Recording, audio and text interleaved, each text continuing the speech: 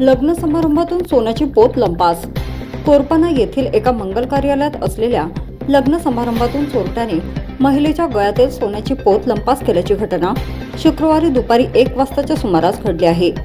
तालुक्यातील पिपरडा येथील सिंधू आबाजी गोरे या एका लग्न समारंभास वणी मार्गावरील मंगल कार्यालयात आल्या असता गर्दीचा फायदा घेत अज्ञात चोरट्यांनी सोन्याची पोत गळ्यातून कट करून चतुराईने लंपास केली।